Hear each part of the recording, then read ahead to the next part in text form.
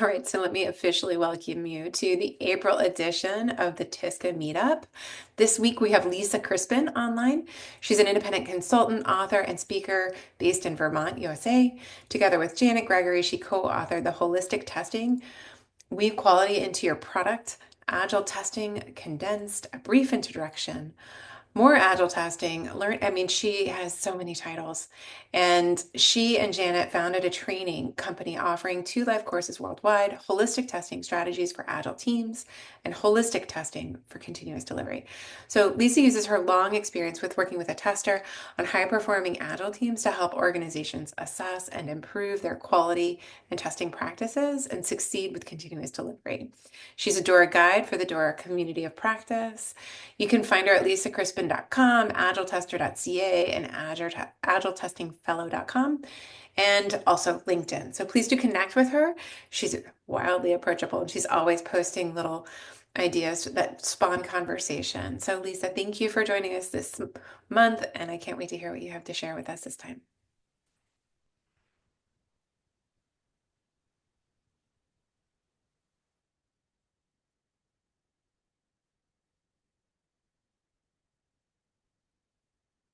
It doesn't appear you're muted, but I cannot hear you talking.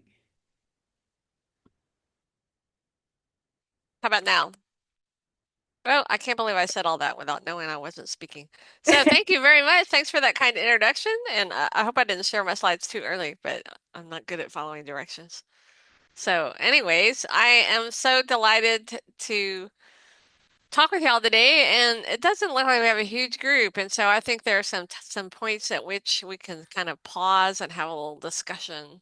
So it's not all just me yapping away. My dog's yapping away. I hope y'all can't hear him, but my husband is in New York, so there's nothing I can do. Okay. So y'all already know all about me. I'm a tester by trade. I'm now a testing trainer and consultant. And I guess the most important thing here is feel free to contact me anytime. Um, I I'm a consultant now and I don't have enough work to keep me occupied full time, so I'm doing a lot of things for the community and I love to talk testing anytime, so feel free to get in touch, book a video chat, um, talk about donkeys, whatever it is. I live in Vermont with 4 donkeys, 4 cats, a dog, a husband, and lots of wild turkeys and stuff like that. So I can't see everybody, but who all are, you can maybe put this in the chat or just shout it out. Who's already familiar with Google's Dora research, like the State of DevOps report or the book Accelerate? Anybody? Anybody admit to that? I see something in the chat. Dora, Dora, Dora. Nice. Okay. Darren's familiar with Accelerate. It's a great book. And I assume that since this is a testing group that many of you, if not all, identify as testers, quality engineers, some similar title. Is anybody something else as their primary how they identify themselves in terms of work? Manager, yeah, yeah. Gotta have our leaders. Okay. Software test engineer. Yeah. Sounds good. Okay. And a teacher. I like that. All right. Well, I'm just gonna move on. It's always hard to do these things virtually. So when oops, I made the chat giant and it covered up my whole screen. Um, I did a workshop similar to this talk I'm doing today at Agile Testing Days in Germany last November with my friend Rafael Amaral. And unbeknownst to us, people in Europe know DORA as the Digital Operational Resilience Act, which is some kind of big compliance thing that everybody has to worry about in Europe. So that's not Dora they knew. I guess some of you probably know about Dora the Explorer. Um, DORA stands for DevOps Research and Assessment. which is something that they formed at Google more than 10 years ago. And um, they are actually trying to lose the DevOps from their name now. I don't know if they're going to change the name from Dora to something else, but the next year it will not be the State of DevOps report. I don't know what it'll say, the software development report, because it's not just DevOps, it's all of software development. Um, so does anybody here already use any Dora metrics, or have you read, say, the latest 2024 Dora Accelerate report? Nobody, nobody. It's hard. Okay, I see shaking heads. All right. Well, good. This will all be new to everybody. So we're all about continuous improvement, hopefully. The agile development, modern software development, we're looking always to improve our quality, improve our process quality, our product quality, make ourselves happier. Oh, somebody tried to use Dora. Okay. Um, and when you do an experiment, like, oh, let's try Playwright, or let's try, something new. You need to know if it's working after you start trying it. And you have to have some measure to do that. And so we like data because it tells us, it gives us feedback and know how we're doing.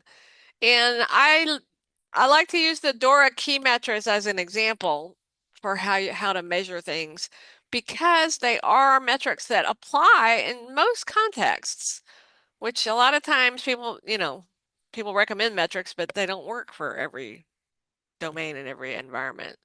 The data is easy to gather, and I think people can relate to them, and they are a good indication of process quality. So I'm using it as an example, but bear in mind that whatever you're trying to improve and whatever your team is trying to do, you need to find some measurement that works for your context and for your experiment. I'm trying to negotiate. I'm moving the chat over here. Okay. So, um, I'm curious, what metrics, if any, are your teams using now? Whether they're not the Dora metrics, that sounds like nobody's using those, but are there any metrics or measurements your teams are using and um, share in the chat, or feel free to just unmute and shout it out, assuming people can unmute.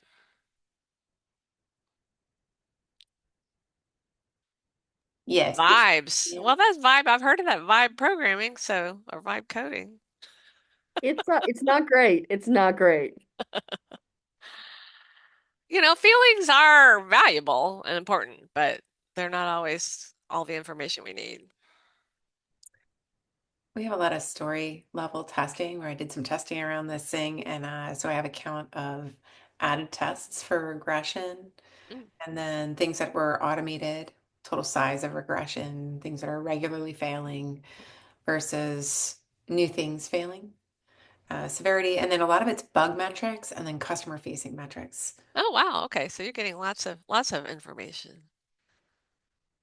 Cool. I'm a tool geek.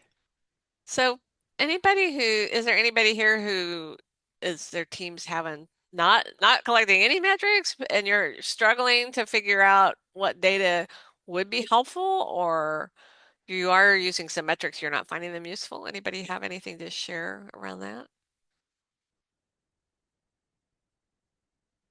I think what I'm going to be struggling with at the new job is more convincing other people not to use bad metrics. And Yeah. because there's a lot of stuff that's easy to reach for that doesn't measure what you think it measures. Well, and metrics can certainly be used as a weapon, right? Right. I think many of us have probably run into that. Too many times. Oh, okay, so now Ethan is trying to set some metrics. That's good. Good. Well, I guess you wouldn't be here if you weren't interested at all in metrics because it was clearly the topic of the conversation. All right.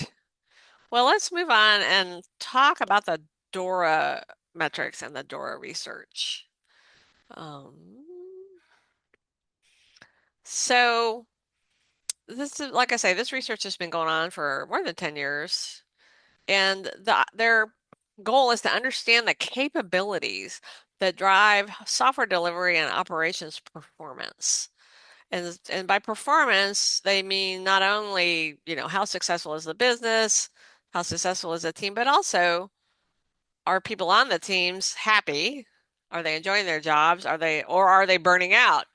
And are the customers satisfied with what they're getting? So there's a lot that goes into it. Um, and this, if you go to the Cadora website, you'll find this core model, and it's a distillation of the most important foundational findings over the years, metrics, capabilities, and outcomes that the research has continually, repeatedly surfaced. So they're quite conservative. They don't just do one survey and say, oh, we discovered this, and this must be what it is. They really dig in. Not only do they do quantitative research, they do qualitative research where they interview people around the world, and they really want this core model to be used as a guide. Um, and we're gonna focus on the performance and software delivery part of that. So what I really like about Dora is the emphasis on all these capabilities that let teams improve.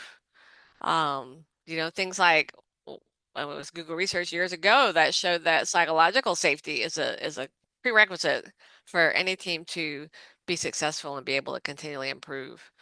And one of the recent findings of the Dora research the last few years that I think people don't realize is that the quality of internal documentation correlates with higher job satisfaction and lower burnout, which is cool. And that correlates with better team performance and better organizational performance. Because guess what? When you bring somebody new into the team, everything they need to know is documented somewhere. They know how to use the source code control system. They know where all these things are stored. They know the process. They know the standards because it's documented. So that seems obvious, but it's really nice to have data and good vibes as well. So we know how important culture is, and agile development really grew out of a desire to promote these same capabilities. It's all about the people. But when people think of metrics, that's not what people think of at first. They don't think about the people, really, I don't think. But we need happy teams to have high performance. Oops.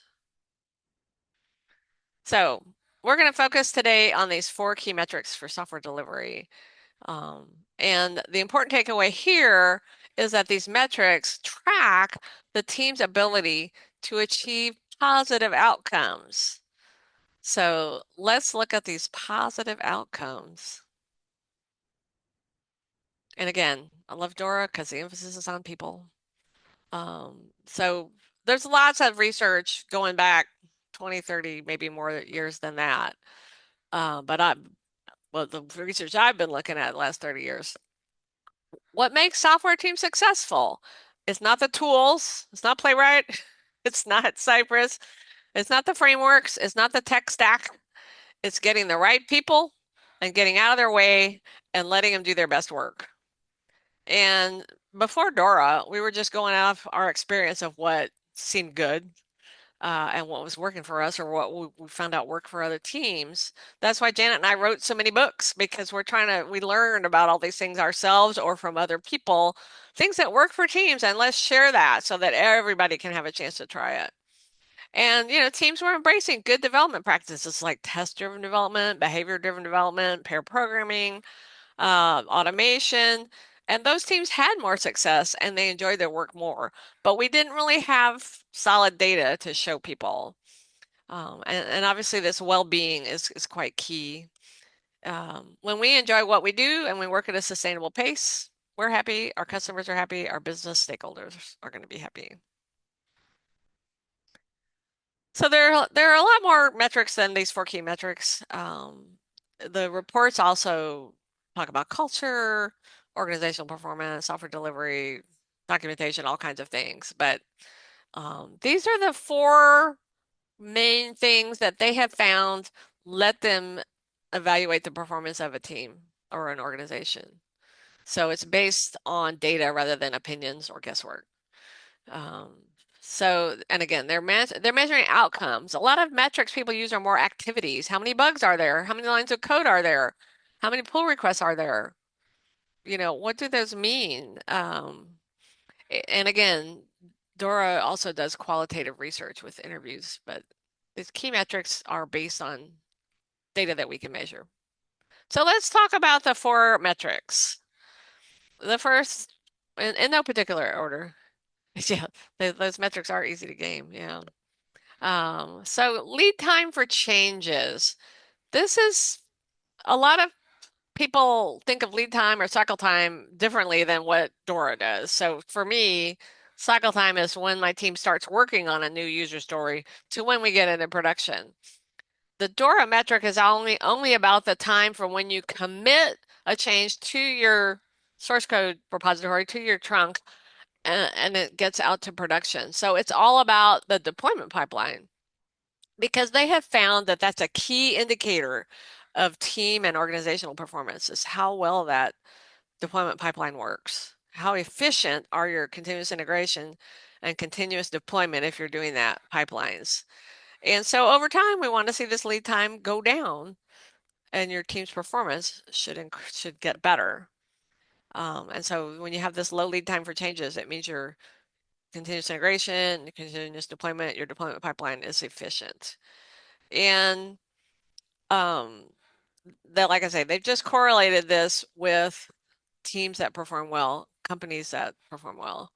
So we can look at our deployment pipeline and see what bottlenecks are there. We could maybe value stream map our workflow from when we commit a change to when it gets to production. There are also a lot of manual processes or experiential processes in there too that are not automated. Those are all important to think about. And so the other way to make this better is to work in smaller batches. And you'll find that working in smaller batches, doing smaller incremental changes and getting them out of production lowers the risk and it helps you uh, reduce the number of problems that you have. And adding automation obviously is really helpful and making those pipelines go faster. So does that make sense to everybody? If I've explained that well enough. Feel free to jump in and ask questions. I, I hate just hearing myself talk. So deployment frequency. How frequently do we push changes to production? Again, small batches. That's the secret to everything. And that's what agile development was all about. Let's do incremental, tiny changes iteratively. It gives us a sustainable pace. It lowers the risk. It helps us focus on value to customers. So we're just focusing on one little thing. And if we release that one little thing to production and something goes wrong, we know exactly what caused that problem. So that little change we just did. Of course, you can deploy to production without releasing. So let's say you're using some release strategy like release feature flags, blue-green deploys where you have two parallel systems and one's in production and one's not, and you can switch back and forth. Canary releases, rolling deployments, all kinds of ways to put something in production and maybe even test it in production before you have customers start using it. And so the research has found that high-performing software teams ship often and in small increments. So again, you can improve this with more and better automated testing, checking your quality of your code, and again, breaking changes down. That's pretty much the secret. It's hard to do. It's hard to learn how to do. It's not hard to do. It's just hard to learn how to do. Failed deployment recovery time. Um, and this is something, it's just like we release something in production and something bad happened. We started seeing errors on our dashboards or customers started emailing support or something terrible happened. Um, they used to call this mean time to recovery, which was how long it takes an organization to recover from a failure in production. But that turned out to be not a very good metric because all production failures are not alike. And they can take drastically different amounts of time to fix depending on what it is. And it's not really useful to try to average that out. So rather than that, it was just like when we actually deploy to production, if something goes wrong, how long does it take us to recover? Again, small batches reduce the risk and help you have fewer failed deployments. So we're trying to keep our customers happy because if they see problems in production, they're going to perceive poor quality. And again, we need appropriate telemetry so that our dashboards show us problems are happening and we can identify them quickly. If something totally unexpected happens, we have the data somewhere to analyze that problem so we know how to fix it. Our code base has to be easy to understand and maintain. We have to have good automated regression tests. There's a whole laundry list of things that we all wish we have, and not we don't necessarily have them all. The deployment pipeline needs to be able to quickly get things out to production. So there's a lot of things that go into preventing customer pain. And by collecting better data, having observability, practicing, having a run book and practicing what happens when there's a problem in production, doing simulations. Those are actually kind of fun to do. Um, and just improving your deployment frequency and reducing your lead time to changes so that fixes get into production more efficiently. Oops, come on, slides, you can go forward. And then change failure rate. And again, these four metrics are so intertwined. Change failure rate is the percentage of deployments that cause a failure in production. So how often are your deployments causing a failure? Teams that are deploying frequently, doing continuous delivery, or maybe they're deploying every day, they might see more failures because they're deploying more often, but they'll have a better failure rate. So let's say they're deploying 5 times a day. That's 25 changes in a week. If 5 of those changes fail, their change failure rate is 25%. But any team that's only deploying once a week, if that change fails, it's got a 100% failure rate. So to improve this measurement, you've got to find the right balance between stability, how resilient and reliable is your system versus throughput, because our business stakeholders want us to get more stuff out there. And we got to balance that out and don't sacrifice quality for speed. It's all obvious to us, hard to convince some of the business leaders. Improving the efficiency of code review processes. There's a new book out called Looks Good to Me that's all about improving your code review pull request process. I highly recommend it. Adding automated testing, again, that's the answer to a lot of these things, and breaking changes down into smaller iterations, smaller increments. Just curious on this, is there any correlation discussion on like root cause analysis for like what's causing these failures? I mean, certainly a team could choose to do that, but that's not part of the Not metric. part of this. Okay. I learned today, learned today about resiliency engineering, which is all about analyzing your processes and what you do, and when something goes wrong, what happened. Well, it sounded pretty cool. I hadn't heard of it before.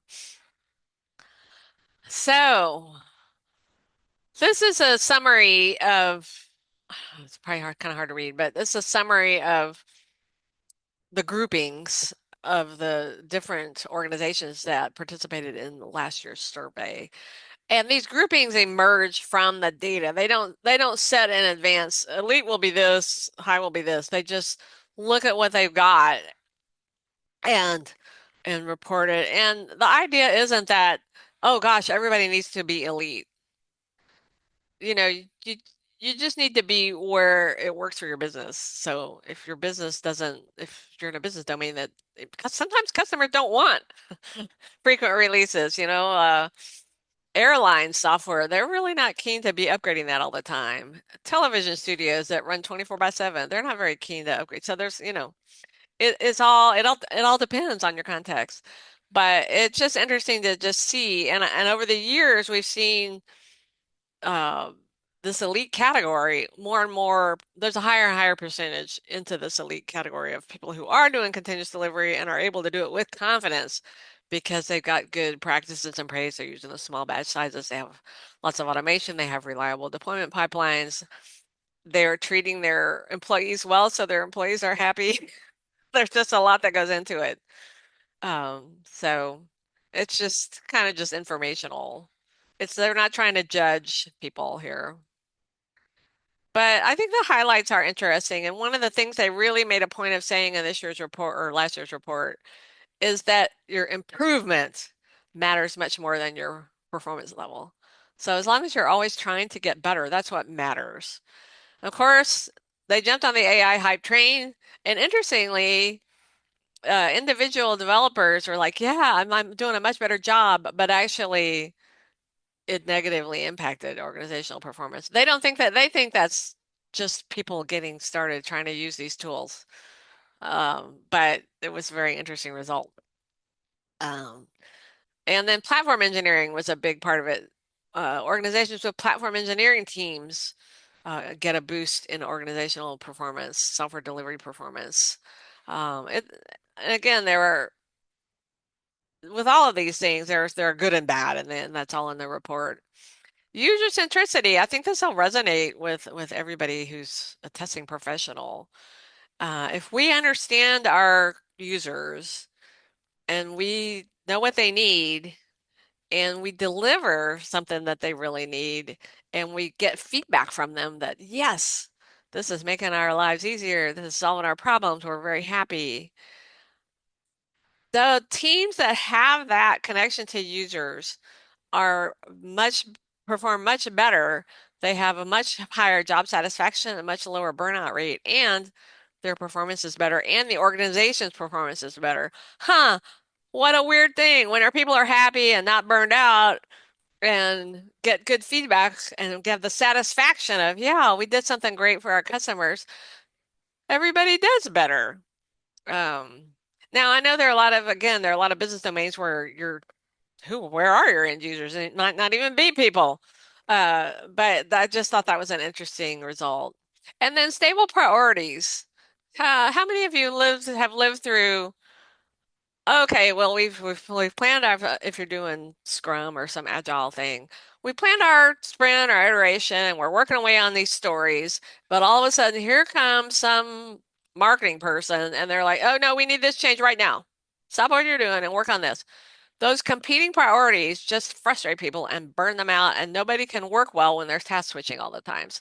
So if we could have stable priorities, please, we will be more productive and happier, and everybody will be better off. Yeah, what's the priority this hour? I am. So that's just some of the highlights from this year. So those are the key metrics. Um, and they're very simple to gather. You can go onto the Dora website, and there's 4 questions you can answer on the quick check, and it'll give you all 4 key metric rating. And you can also compare yourself to other companies in your industry. So it's very interesting feedback. You can keep a spreadsheet, just write it down. You can instrument your code and have nice monitors and dashboards and reports. There are lots of tools out there to help you gather this information. But you know what? What's important is asking yourselves the questions. They're pretty simple questions. How often do we deploy? How often does that deploy fail? How long does it take us to respond to a failed deployment? Um, and what's important is watching the trend. So then when you try something new, it's like, okay, we're going to try to do smaller batches and deploy more frequently. And then you can have a way to see if that's really helping your process quality. So another key metric that they talked about a few years ago is reliability. That's operational performance and measuring a modern operational practices, our platform engineering, site reliability engineering. Uh, so that includes quality attributes like availability, latency, performance, scalability. It reflects achieving your service level objectives, if any of your companies do that, using automation effectively, being able to respond to production problems quickly. So organizations that have healthy site reliability engineering have better business outcomes. So this stuff's that's all connected to the success of the business.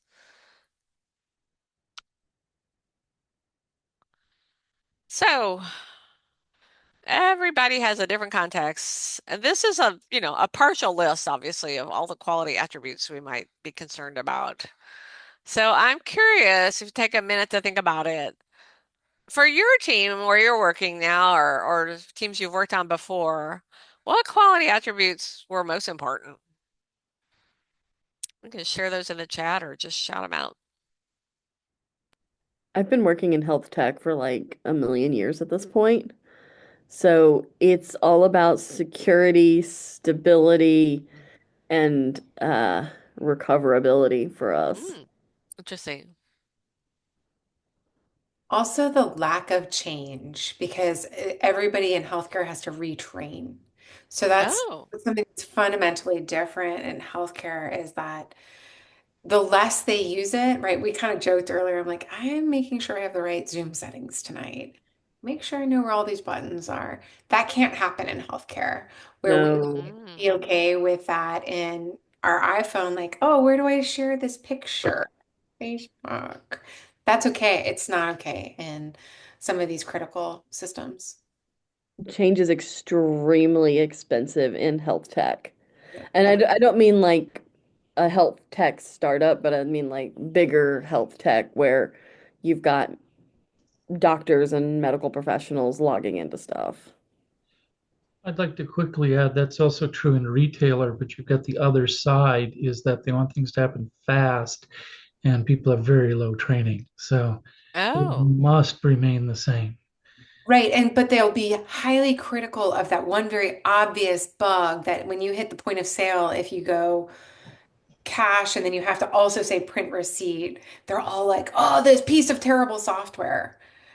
So that quick readiness to usability problems, right? Am I reading the same thing in retail for your experience? Well, for me, I'd say yes, that is. And then I used to work for IBM and then later Lowe's companies and the hardware store. And if you look very carefully, there's some echoes from the past there. So they can like hit equal 1.2.2 and that will close the store. And they did not want people using mice and because they get stolen or people's fingers were arthritic or tired and so there would be these numeric keys and now they just all run scanner. They like push a button and then they just scan, but mm, the it's very and then to run reports it's also very simple. They have to run their store report and it's made to make that very simple. Now, back in the general office, they kind of do what they need to do, and that changes from time to time for their reports. But the stores and other stores used to work that way too. Your grocery stores, um, your Belks, your other places.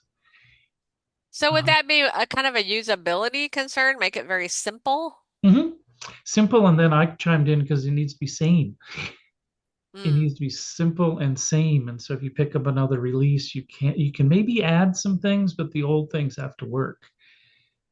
And they get and the skill level might be higher than when I worked with them, but the skill level was so low, it was really amazing. And um, so the help just had some scripts to help with people scripts to talk them through something. yeah, Um, we've got some more in the chat. Manufacturing, ERP, reliability, robustness, and availability. And then from the agency world, performance, testability, reliability, security.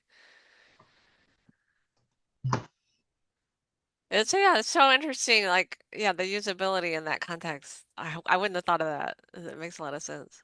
oh yeah. The other thing I'd like to say to the group that you might like is I always called it the multiplier effect. So beginning to see that out in the web where somebody has, thousands of connections and things. But this was older with physical devices, but you'll get a Lowe's store and you've got, let's say, 1,000 stores and you've got 32 registers in each store. And so now you've got 32,000 devices that have a chance to fail. Wow. And so the hardware needs to be pretty hardened. The software does too. And then, the bigger retail like Walmart, they'll find all sorts of crazy things. And so they just pounded IBM to get it fixed. And by doing that, they pounded quality into the product. But because they were sending in 7 crashes a night for a couple of years, Wow. tell us why this crashed and all sorts of reasons why it crashed. But Goodness. but also the simplicity. So Yeah. Well, and what I'm finding interesting is that people are able to keep a limit to just a few items, which is so important Mhm. because we look at this list and I don't know if any of y'all have ever done risk storming, which is a way to do risk brainstorming. And you start by choosing 6 quality attributes. You can't have more than 6. And there's a reason for that is our human brains. If we have more than 6 things that we have to think about, we just freeze. We just can't work at all. So we have to prioritize. And so y'all are very smart to think of 1 or 2 or 3 or 4 and focus on those. We know we can't test everything. We don't have time. We've got to focus on those most important things and build our test strategies around that. All right. So we want Just before metrics. you Oh, go, sorry. I'm sorry. No, no, no. I something that Alan said, was it Alan that was talking, said that really chimed in my ear, and it's this idea that the potential to go wrong on all of these different hardware systems, Mm, a uniquely different problem from what, characterization of usability, which might be, I hate Food Lion's checkout. I have been accused of stealing at Food Lion's checkout, and that's a usability problem, right? Like, I whatever their camera is detecting as I scan my item. I'm not stealing, and it really it frustrates me as a customer who's like having to do my own checkout now. I get customer frustration. So it's a foundationally different, like who is the user you're talking about when you say usability, which is discrete from the 32,000 hardware pieces that have to be updated with the firmware, software, or some new like widget that makes it go more smoothly camera, more with better refined vision on it. Yeah. So your buckets, they might catch all of those things, but how you analyze that data and how you look at it is very context specific. And who do you care about? Whose opinion do you care about? yeah, Yeah. it is really interesting that you can have such wildly different things that are equally important. Mm. Hey, can I comment some more then on the same idea? Sure. So, okay, let's say you've got registers, and let's kind of not even talk about those awful self-serve registers. So, what the big retailers do is they will pull in all of the air logs, application log and hardware logs from the operating system, and then they'll also keep logs of calls. So, you have to go out and replace a hard drive. And then a few weeks later, another hard drive. And then a few weeks, and then they'll look for patterns saying, oh, on these IBM machines from this lot number, we're having a problem. And they'll go knock on the door for who sold them the hard drive and tell them they have this problem. And then they'll go, oh, yeah, okay, well, it looks like we've got a problem in the run. But then also they'll say, oh, we may have to stock a few more of this kind of part because they're failing at this rate. And they'll look at how often is this stuff failing? Or another small disaster I got involved in is they don't like putting on drivers and they like buying what they want to buy. And IBM changed a network card. So then I had the emergency test a new driver because this was the same FRU, a field replaceable unit, but it didn't take the same driver. And then in the PC world is why don't you just update the driver? Well, it was right near Christmas, which is the magic time for Mm. retailers, and we don't want to break anything. So they then scraped up, they're going to put in 10 more registers somewhere. They scraped up 10 exactly the same cards. And then we spent 2 weeks proving that, proving to management that yes, we're not going to hurt anything. And we sent it out. And yet we had to then update the drivers in 1,000 locations out on the server. And then these registers would pick up their drivers from the server. So again, you have this multiplier effect. So you do like 1 store, 5 store, 10 store, and then we began to see some of that with the CI/CD for rolling out at, like, I see Amazon sometimes saying, "Oh, you don't have this feature. We're rolling this out," or I saw that with Microsoft Window. But yeah, and then of course, like I think you've mentioned, you're going to push features out. You don't want to push that feature out to everybody. But a big difference between web and here is this stuff's hardware, and that's Yeah, also I would think of, hardware as a whole different thing. And I just trying to tie that back to this metrics idea. I don't know if the Dora metrics would help, the key metrics would help you with that, but are there any metrics that would help your team say, well, we want to make sure we don't run into this dependability issue with these cards again. What can we do to make that Right. better? No, yeah. But that's why one of the reasons I'm listening, because it's Yeah, fascinating stuff to. I push that to PDLC, your product life cycle. You have a model year for this hardware set. Yeah. Yeah, it's very Mhm. interesting. Now see, this is the kind of thing I'm going to bring this up at our next Dora Community Lean Coffee because I want to see if other people have tackled this and Oh, good, good. how they measure their improvements or improvement efforts. Yeah, yeah. So, so talking of improving, the teams I've been on, I'll hear people ask me actually all the time, what are good metrics to use? And I can say the Dora key metrics because they are good, but it's like, no, turn that around. What are you trying to achieve? What's your goal? Or what problem you're trying to solve? So use your retrospectives, set your quality goals, what's in the way of those quality goals, choose your biggest problem, and now design small experiments that'll make that problem a little smaller. And when you have an experiment, you've got to measure whether it's working or not. So that's kind of the hard part sometimes is measure if your experiment is working towards your goal. How many registers got flawed after the latest release? I don't know. Right. Yeah. But do it one baby step at a time and keep focus. If you try to Oh, boil we the would ocean certainly and do fix that. everything at once, yeah. That's a bad idea. Yeah. Well, and then I came in a little late, so I'm hoping I can get the recording. But your users, and then sometimes you have proxies for users, and then they'll start telling you what the bugs are, and then you need to list that out and prioritize it, just like a regular software list. But sometimes the developers have to go fix their bug in the software, or sometimes you have to go buy a different piece of equipment or whatever, right? And, but Okay. yeah, So sorry. yeah, so choose your goal. And a common technique is, use your retrospective. Everybody get all their complaining and venting out of the way, and then put your sticky notes on a whiteboard, dot vote, choose one, just choose one to work on. Do one or two small experiments that just take a couple weeks or maybe a month at the tops to say, oh, we're going to try this new technique and is it going to work? And then design an experiment. Let me talk a little bit more about that. So we want a hypothesis, so we're going to try to be scientific, although probably we don't have a control group, so it's not really scientific, but find a way to measure if that experiment is working. I think I got this hypothesis worksheet from Ashley Hunsberger, and I really like it. And because it makes us think like, what's our goal? What's the problem we're trying to solve, our challenge?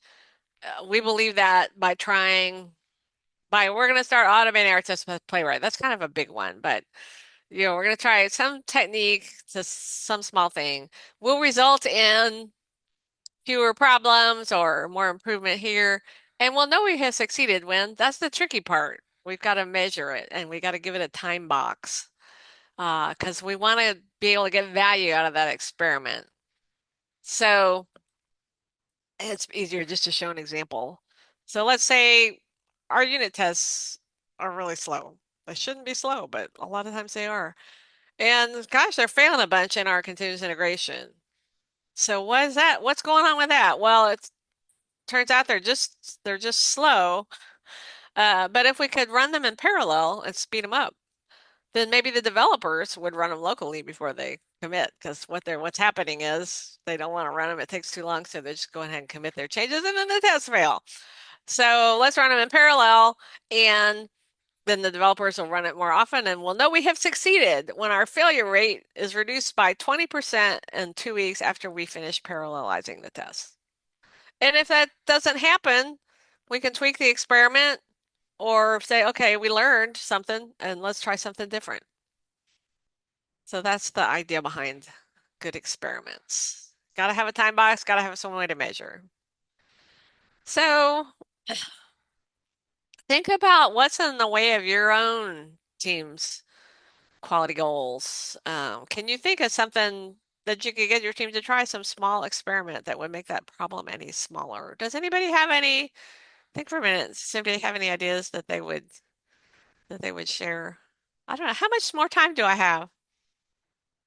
I'm almost done. We usually run for about an hour, but like Oh, okay. nobody's gonna kick you off the stage. Well, that's all right because I see it's five tails. So, well, think about that for yourself. If we have time when I'm done, we'll talk about that. And here's the other cool thing about metrics is it's just a good way to start the team having a good conversation. Just asking a question like, how long does it take us to recover from a production employee that goes wrong?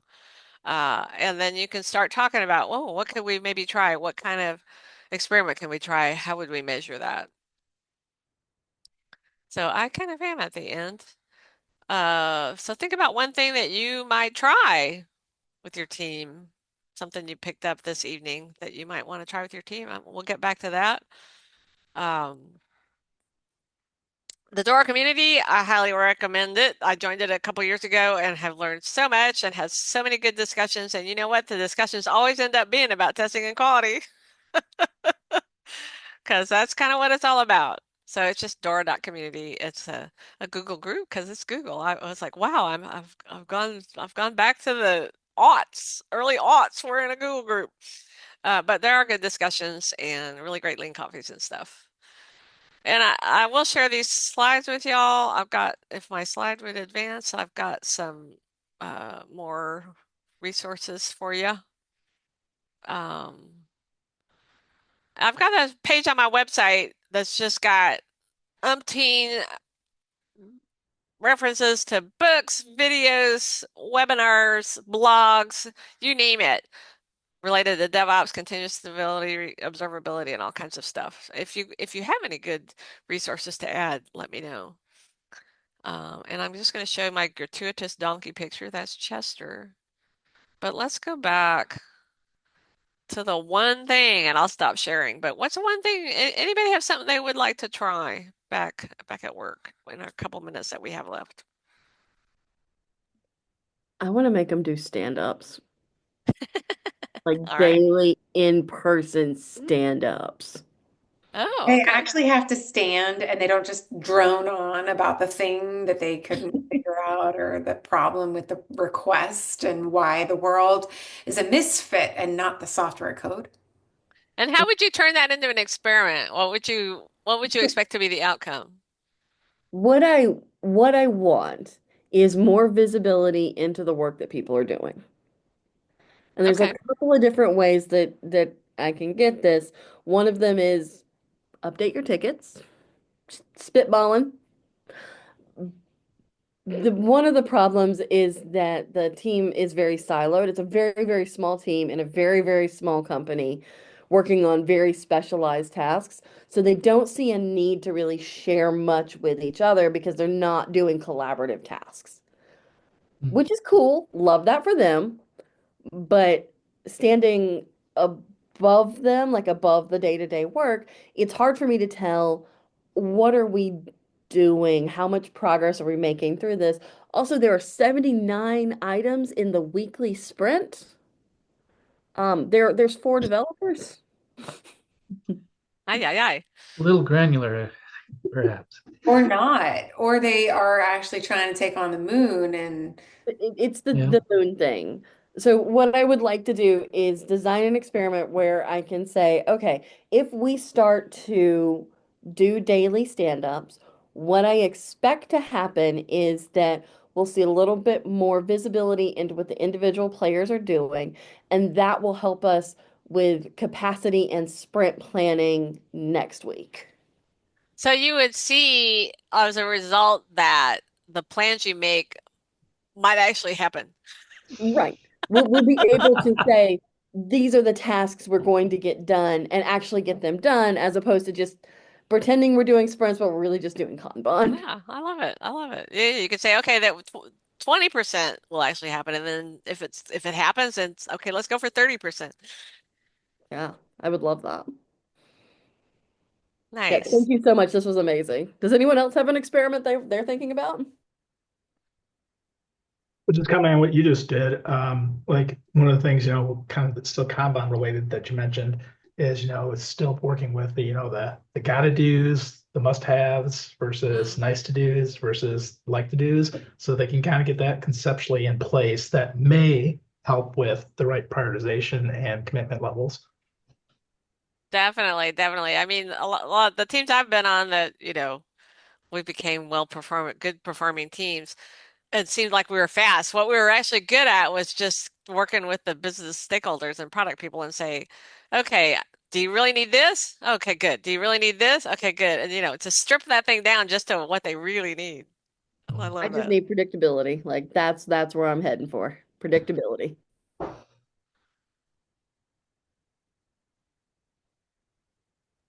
Will you please share these slides with us, Lisa? Absolutely. Yeah, I will send you the slide deck. Thank you so much.